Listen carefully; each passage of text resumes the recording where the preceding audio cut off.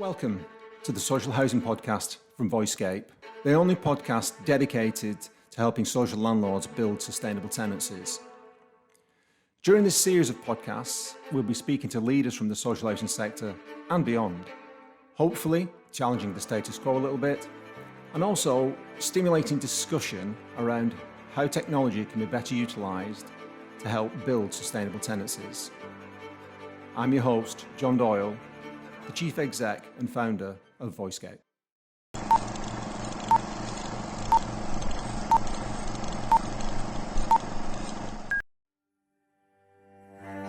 We reviewed everything and we recognised that we could use technology in order to help us do that. To call everybody in a traditional way, we didn't have the capacity to do that. We knew we needed to harness technology to help us hold those conversations with the people that wanted to speak to us or needed to speak to us, really, to understand what the next steps were and how we could help. Welcome to this episode of the Social Housing Podcast. I'm Lewis Murray, and today I'm joined by Paula Jenner and Darren Newton from Citizen. As well as being a valued customer of Voicescape, Citizen have emphasised the use of proactive engagement with customers, and this is paying dividends in both income collection and supporting tenants. So without further ado, let's get into the episode and welcome Paula and Darren. So just to kick things off, it's worth noting that this isn't our first Citizen podcast collaboration. For those that are listening or watching and missed our podcast with the now Director of Communication at Citizen, Steve Hayes, it's well worth going back for a listen to that. But Paula, Darren, would you mind giving us a quick recap / overview of Citizen, maybe a little bit about the missions and your roles within the organisation? Yeah, of course. We are an organisation based in the West Midlands. We've got 3 legacy organisations that over 18 months ago we collapsed down to form Citizen, meaning that the kind of whole organisation was a little bit more streamlined. We've got housing stock of over 30,000 properties spread across a variety of locations, including Coventry, Birmingham, Hereford and Worcester. And that includes everything from city centre living, high-rise blocks, through to more semi-rural and rural kind of dwellings. So we've got kind of everything in there, really, from one extreme to the other. So we're the lead landlord in the Coventry location, and then, lesser so in some of the other locations. But yeah, very big organisation in the West Midlands.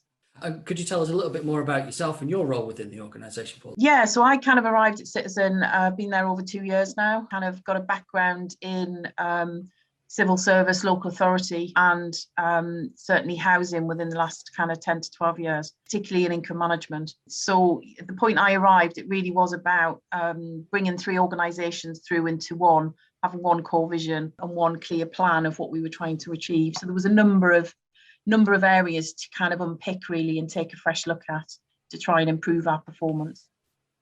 Great. And Darren, also welcome to the podcast. Do you want to tell us a little bit about yourself and what you do with Citizen? My name's Darren Newton. I'm income manager at Citizen. I've been here, I think about 13 years. I've worked at the previous legacy organisation, which was Family, as Paula mentioned. I actually manage 3 separate teams across the group. I manage a local income team in Birmingham. We manage about 7,000 tenancies there. But we also have 2 separate teams, which are central and proactive. They deal with mainly the incoming telephone calls, but also a lot of the admin functions, such as managing new universal credit claims, garage accounts, housing benefit, direct debit, sort of the whole remit, really. Great. Well, thank you for that introduction. So one of the areas that we wanted to explore in this podcast was the impact which proactive contact and engagement can have on income collection and customers in arrears. So where we wanted to start was, given the ability nowadays to segment clients to a very high degree, do you tailor your engagement according to client demographics? I mean, for instance, does the younger demographic in Coventry provide a greater need for earlier engagement, or is that kind of customer segmentation not as useful as a more general approach to customer engagement? I think it's an interesting debate, actually, because I think the more you know about your customers, the more prepared you are in terms of deciding how you're going to deliver your services. But I think we knew that we needed to be more proactive in terms of our approach to income collection, particularly the low level arrears. We had a big increase in our universal credit numbers, particularly in Coventry, which bucked the national trend, and actually the West, was higher. The take up of UC was higher than had previously been seen in the Pathfinder site. So we knew that our low level arrears, if you like, that was a growing area, and there was a greater demand to service that debt compared to previously where they were kind of sat on housing benefit. So we knew we needed to kind of increase our activity. We knew we needed to rethink our approach, but we took the approach that we wanted to talk to everybody. We don't just want to talk to a certain chunk of people. We want to have that conversation with our customers, understand what's going on, because it offers the opportunity to offer them further advice and support, rather than tailor our services to a particular segment, to a particular customer demographic. Somebody might not fit into that demographic, but they still may be struggling and need some support. So we actually offer that support throughout the kind of our processes. Really, we reviewed everything, and we recognized that we could use technology in order to help us do that. To call everybody in a traditional way, we didn't have the capacity to do that. We knew we needed to harness technology to help us hold those conversations with the people that wanted to speak to us or needed to speak to us, really, to understand what the next steps were and how we could help. Yeah, and I really want to come back to that use of technology around the sort of practical application and the day-to-day implementation of that. But another thing that you've done that I thought was quite interesting is that you've recently implemented money advice appointments to meet some of those increased levels of universal credit claims. You mentioned earlier that was a big impact, and Coventry really bucked the trend on that and saw a huge increase compared to what the rest of the country was seeing. What were your reasons for implementing that money advice appointment process?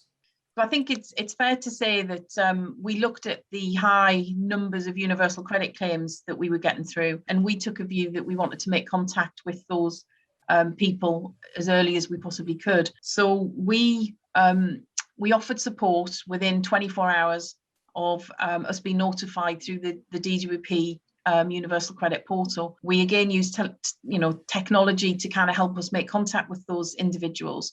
But the take up of those calls was really, really positive. So within 24 hours of us being notified that there's a UC claim being submitted, we then trying to contact those customers to understand what's happening, how are they planning to pay their rent, when would they be paying, and is there any other advice and support that we can give them. And the take up of those calls, I think, are around, they fluctuate a little bit, but between 60 and 65% of those customers want to speak to us and hold a conversation about their UC claim. And that contrasts to probably between 20 and 24% take up rate for calls when we're trying to speak to people generally around low level arrears. So there's a real contrast there where the individuals want to have that conversation. And I think there's a lot of merit in us building that relationship with those customers at that point to try and uncover if they need any additional support. It's far, far harder to kind of then, get your foot in that door when, they're really struggling, when it's maybe a month further down the line. And I know some landlords are offering that type of support, but perhaps 2 weeks after or a week after, we think we've booked the trend with how soon we're kind of having that conversation with those customers. And I think in terms of UC benchmarking, it stands up really in terms of where our key performance is. At the moment, our universal credit arrears performance is around 4.3%, and that contrasts with 3.5% for general needs arrears performance. So we've really managed to close the gap between the differences that some of the landlords historically were experiencing between those client groups and where we think that the national picture is currently. And through a pandemic as well, that improvement continued over the last 18 months. So it's been pretty impressive for us in terms of how we've managed to continually improve that performance. Yeah, so I suppose it's not then just a case of it being early engagement, it's almost preemptive engagement, it's pre-arrears engagement, and it's early doors, and it's a very supportive message, and you're finding that that's having an impact to those tenants as they as they Yeah, come absolutely. in? It's I mean, because it's not just a conversation about how are you going to pay your rent. Obviously, that there's an element of that in there, but we want to offer the support at the earliest possible point. With any benefits these days, long gone are the times where you put a backdating request in, and you know what you have to write on the form in order to get that. That's not the case anymore. So the sooner you can get somebody to make a claim and help them with that, the better, really. So at that point, we have the discussion around method of payment, when we give them an overview about what their rent position looks like currently, what they can expect from the universal credit system, and if they need a more focused money advice appointment, then there's a referral goes straight through to our money advice team to then pick up direct contact with that customer to kind of help support them in a bit more of a detailed way. So it really is from an approach of offering support and help to absolutely everybody, rather than just being very focused on perhaps the most vulnerable that we would think, the people that would tick the vulnerability criteria within our client group. We offer that service across the board to everybody. And is that a fairly holistic approach to money advice then? Because you mentioned it's not just about paying your rent, but is there also, money advice about your claim, how to process that appropriately, how to make sure that you're getting the full value of your claim, and do you give any advice around, other debts and ways of managing your rent account within that? Historically, we did deliver debt advice. We don't currently. We took a decision to step away from that. Debt advice is regulated, but it's also very time consuming, and you do need the expertise in that area. And I think whilst I know there's challenges on the availability of debt advisors' time externally, there are external groups that we feel are more suited to be delivering that advice, together with the fact that, if a customer has got arrears with us, perhaps we're not the best people to actually be delivering that debt advice to the customer, whether we like it or not. There's a bit of a kind of, bit of a constrict there. So we offer the money advice appointments. We're kind of, our new project at the moment, something we're working on currently, is that this month we're launching money advice appointments to all new tenants. So any new tenant signing up for a citizen tenancy, we will be offering them a money advice appointment. And again, it's taken the same approach. It's not just prejudging customers based on their circumstances. You've got 2.4 children and within a certain age range, so therefore you should be able to manage, your benefit claims yourself. What we're doing is offering that service across the board so that it's integral to the citizen offer, rather than it just be to people who we think hit certain client groups. And we've had positive feedback about our approach so far, and so we hope that will strengthen our approach to proactive support, really, for customers that come to us, when they're perhaps not in the perfect situation, really, around what money they've got available to them, and that we've got to promote the fact that in order to sustain tenancies, they need to make sure that they pay their rent, really. We don't want them to start off on the wrong foot. We want them to start off on the strongest possible foot going, in order that they can maintain tenancy, really, and a roof over their head. Yeah, absolutely.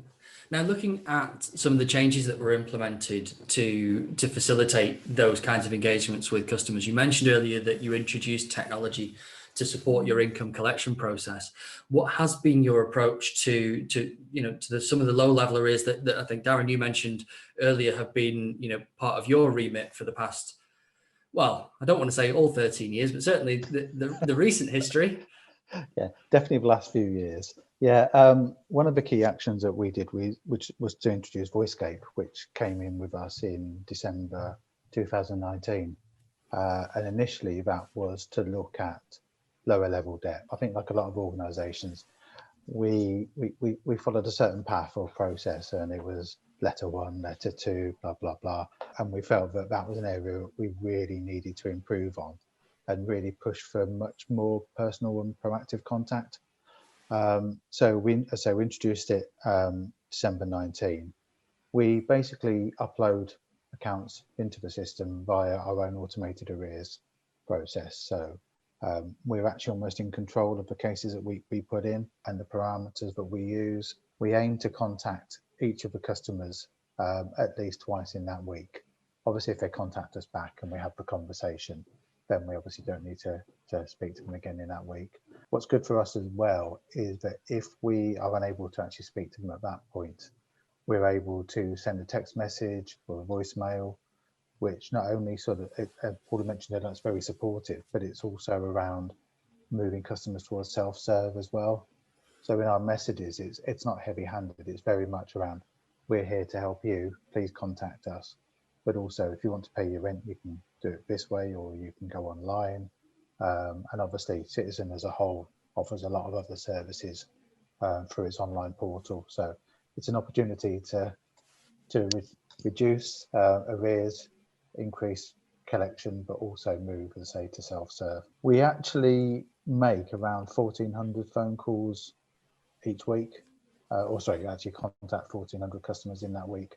So it's actually quite a high number. We have a rate at the moment of contact back to us of about 25%, 24, 25%, which in a way seems quite low, but if it's actually moving people towards self-serve, then actually we don't always, it's that quandary, we don't actually want them all to ring us back because we'd like people to be going online. As I say, we've had, since December 19, we've had nearly 20,000 proactive conversations with customers. And we know that we wouldn't have had that same impact if we had just been following that old process of sending letters out. So for us, it was really positive, and it was so positive that we thought to ourselves, okay, if there's something in this, where else can we use the technology?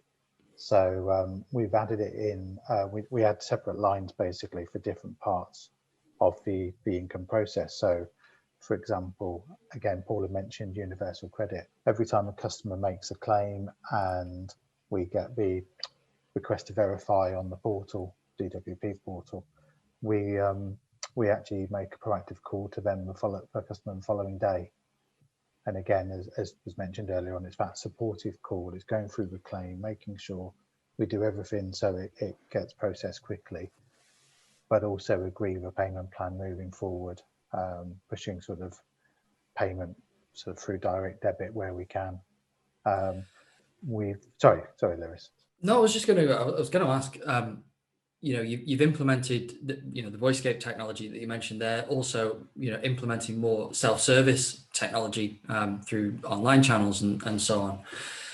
I was really interested to know, as part of this push for earlier engagement, how has that impacted on the types of conversations that you're having with customers? Are the conversations, do you have longer chats with people? Are you freeing up time to have those longer, more in-depth conversations to really understand, what is it that's impacting onto your customers that maybe is stopping them from paying their rent one week to the next? Are you able to, use that as a first point for signposting to some of the money advice services, that kind of thing? Yes, definitely. I mean, in the phone call, especially as we're contacting people, very often, as I say, it's lower level debt. So it's still under control. It's still something that we can work with the customer to support.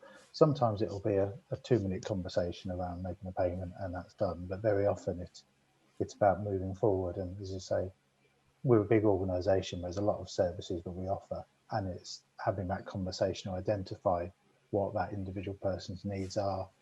I was going to say that an average conversation is sort of 6-7 minutes long, because there's quite a lot of I was going to say housekeeping, but agreements moving forward and checking benefit entitlement, to so many things that we can do in that one phone conversation that you don't get by sending a standard letter to someone. Yeah, absolutely. And that automation and that sort of some of the release of time, that's helping you to service other types of debt as well, isn't it? Yeah. I think, again, as someone said earlier, it's about the holistic view of the account and the services that we offer, and especially if you think of lockdown and the additional support and well-being that we can offer as well. So yeah, we've mentioned in previous conversations between us the work that you're doing with regards to former tenant arrears. Could you tell us a bit more about the use of technology and how you're using that to engage in in sort of the murky world of former tenant arrears. I was going to say it's everybody's favourite subject, isn't it? Everyone's favourite subject. Probably Absolutely, everyone's leaving the podcast as we speak in their droves. You mentioned if they've got any sense and they're not turning back. But there are some very sad people in this world that have a little bit of an obsession, a love for former tenant arrears, because I think, I don't think I'm talking out of turn, but I think most organisations, it isn't high on the list of priorities. It's always around current arrears, because that's the one that's always sort of front and centre, isn't it? But like most, I think we've been tackling former tenant arrears, but it was almost like touch and following a certain process, and then you end up getting to write off. So we took I'm trying to think, it's probably about a year ago, but we introduced VoiceScape again into the calls, and there's almost a few stages to it. But one of the key things that we've done is, again, it's about proactivity. That, like other organisations, we'll always sort of contact during the notice period, and we'll speak to customers and we'll make the agreement. But that doesn't always work out as we would like it to. So we actually contact all former tenants that have left with a debt within a week of their tenancy ending. So the aim is to try and speak to them while it's still in their mind almost. It's almost like, do you know what, we haven't forgotten that you owe us this money. We're not going to just leave it. You can't just use that money for the deposit for your new tenancy or to buy new furniture. Actually, we want to have this discussion. Again, it's supportive. It's not sort of heavy-handed at all. But we make that initial contact, and what we've seen is actually quite a high success rate in people speaking to us. Probably far more than I actually expected when we went live with it. What we've been able to do now is, as I say, have those conversations, but very often, say debt occurs in the last 4 weeks when someone gives notice and they think we don't have to pay.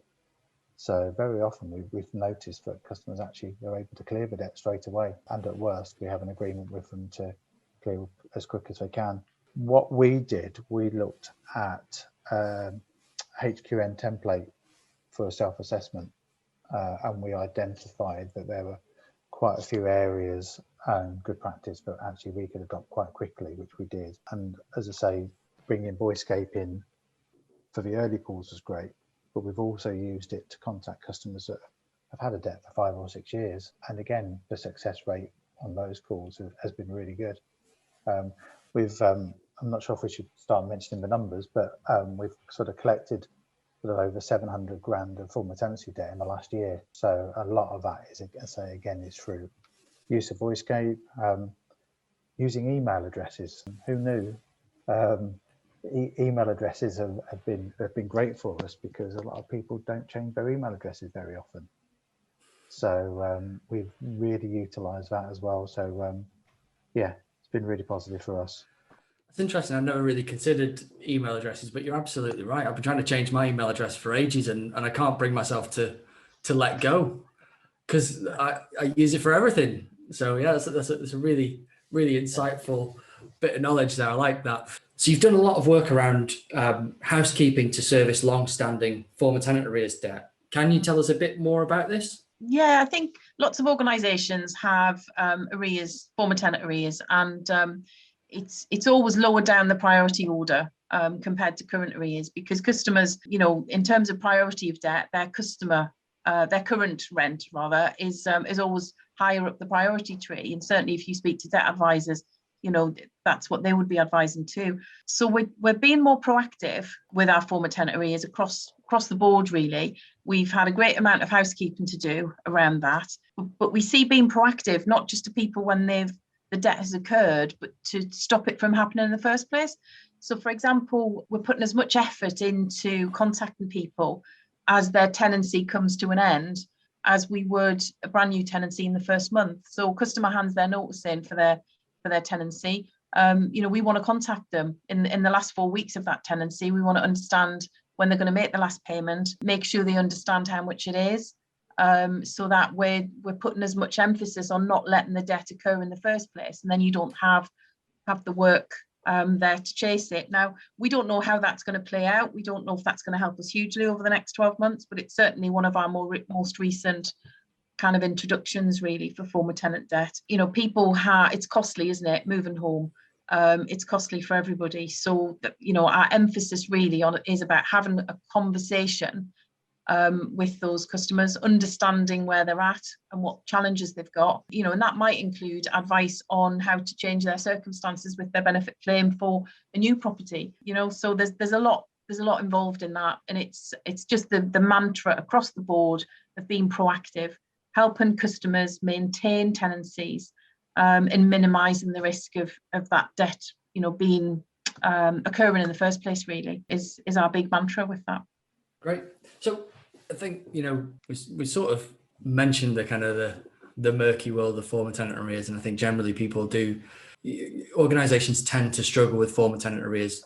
I just wanted to get your impressions, Darren, as what do you see as the underlying reasons for FTA debt becoming such a problem for organisations? Are there structural factors that prevent, you know, the prioritisation of that type of debt? What do you think it is?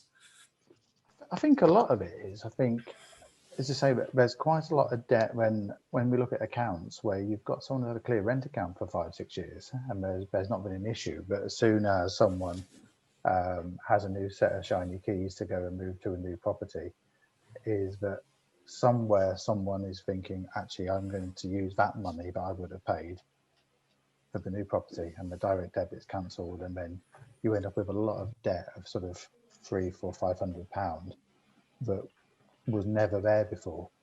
I'd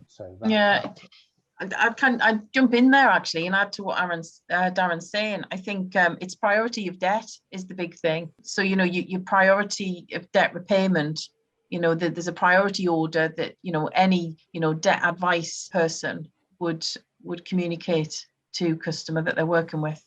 You know, in current arrears, paying your current rent would be higher priority list than former tenant arrears, for example. So I think, you know, as Darren said, it's costly moving, it's costly starting up a new property, and all landlords would want their current debt paid first. And that's probably one of the reasons why, you know, it's we'll do the former tenant debt when we've got time to do that, rather seeing it as integral to the, you know, week to week workload, which is what we've tried to do with former tenant debt, rather than something where you might pick it up every few months.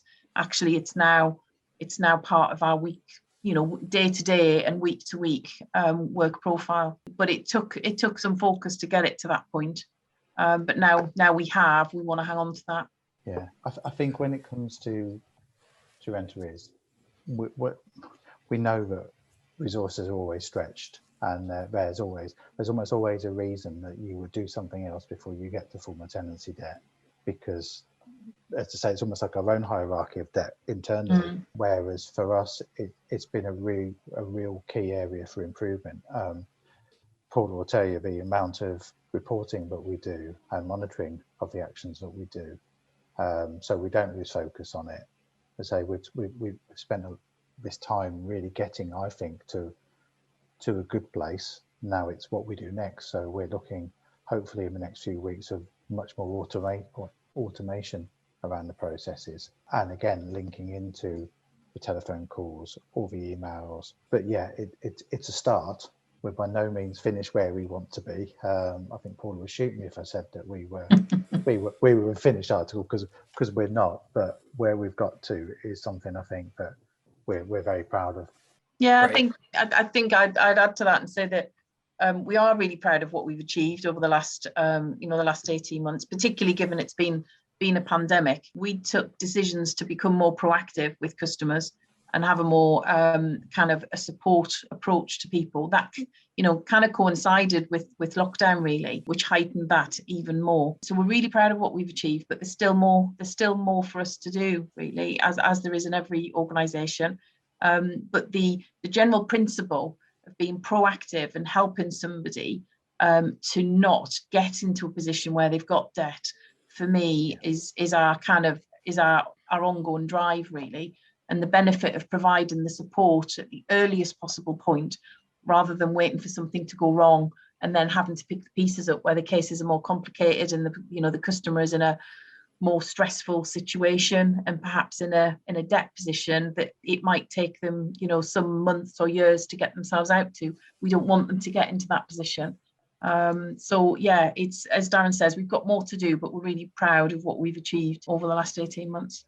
I mean, it really sounds fantastic, because I think not only are you doing the right thing by Citizen, protecting the income revenue streams, and and being able to collect some of that former tenant debt, which allows you to do so much more, so much more work around these kinds of functions, but also you're protecting the, your customers from having to deal with the stress and the anxiety that comes with being in rent arrears. Nobody wants to be in rent arrears. Everybody wants to have their rent paid up and feel comfortable and secure in their home. So I think it's fantastic that you're able to take that really proactive approach to your tenants, to that engagement, help them, get themselves into a better position, and everybody benefits from that. So look, I think that's all we've got time for on the podcast today. All that I've got to do now is to say thank you to Paula and Darren for joining the podcast, for sharing with us your insights and experience over the past few years. And yes, hopefully maybe we'll have you back on and see how things have gone next year. All right. Thank you very much, Lewis. Thank you. Thanks.